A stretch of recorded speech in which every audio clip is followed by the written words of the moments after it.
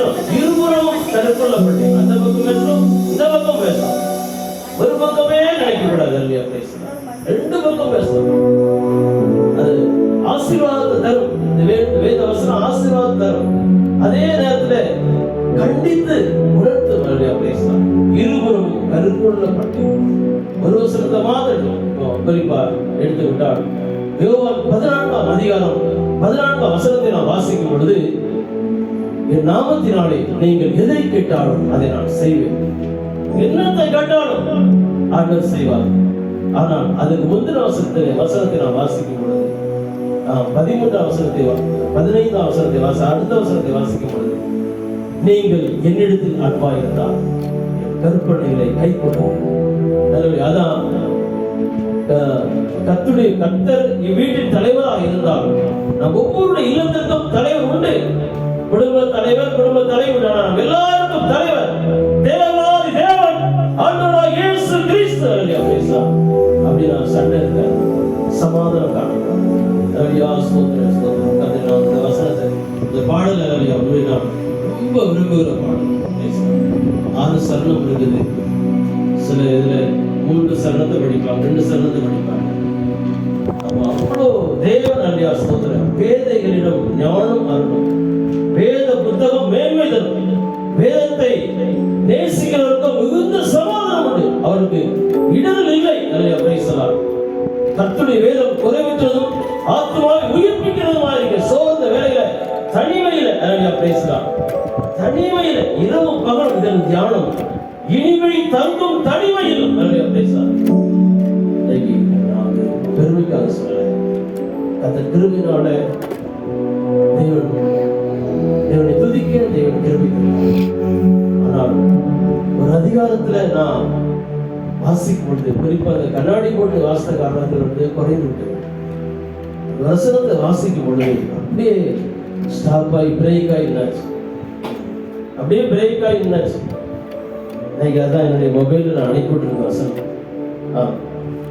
அனுப்பிவிட்டு வசனமே அதுதான். ஒரு நாளும் மொபைல்ல குறிப்பிட்ட அளவுக்கு யாருக்கு போகும். தேவனே நீர் என்னுடைய தேவன் அல்லேலூயா பேசார். அதிகாலமே உம்மை தேடுகிறேன். தொடர்ந்து வரோம். கர்த்தர் சித்தமானா நம்ம தியானிப்போம். பேசலாம். அல்லேலூயா. அவன் தாவீதை பாருங்க, அதிகாலமே உம்மை தேடுகிறேன். அல்லேலூயா பேசலாம். வறண்டதும் உடாய்ப்பதுமான இடத்திலிருந்து அல்லேலூயா பேசலாம். என் மாம்சம் உம்மை வாஞ்சிக்கிறது என்கிறார். அல்லேலூயா பேசலாம். கர்த்தருடைய வசனத்தை தியானிக்க வேண்டும். கண்கள் ஒளி, கண்கள் நல்ல ஒளி இருக்கும் பொழுது தியானித்துள்ள வைத்து மனதில் வைத்துக் கொள்ள வேண்டும். அல்லேலூயா பேசலாம். ஒரு காலத்துல தியானித்து தியானங்கள் ஆண்டவருடைய கிருபையினால அல்லேலூயா ஸ்தோத்திரம். தியானிக்கிற பகுதிகள் உண்டு, வாசிக்கிற பகுதிகள் உண்டு. வாசித்தா ஸ்பீடா வாசிக்கணும், மனப்பாடம் பண்ண அதற்கு ஒரு படிக்கும். தியானம் என்று சொல்லும் பொழுது அல்லையா அப்படியே அதுல பிரேக் அடிச்சு நாம் தியானித்து கண்களுக்கு கண்ணீர் பேசுறாங்க. கவனம் பாருங்க சிறு பிள்ளைங்க. அப்போ தியானத்தை அல்லையா சோதரம் தேவனை நாம் தியானிக்கும் பொழுது அல்லையா அத்திமரத்துக்கு கீழே நாத்தான் வேல் கிடந்தான். யாரு பார்த்தா? அத்திமரத்துக்கு மேல யாரு கிடந்தா? சகேயு. இயேசு எப்படியாவது காணும் வகை தேடினான். ஆனால் இயேசு அந்த இடத்துல வந்த பொழுது சகேயுவே அவன் பார்க்கத்தான் நினைத்தான். சகேயுவே நீ சீக்கிரமா இறங்கி வா, இன்றைக்கு நான் வீட்டுல தங்க வேண்டும்.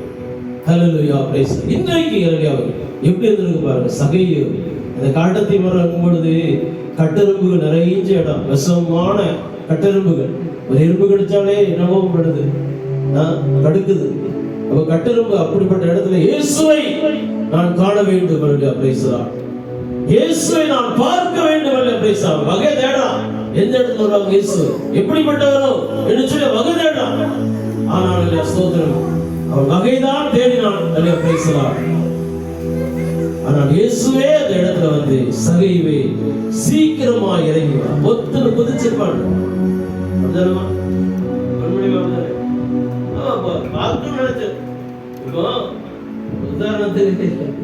உதாரணத்துக்கு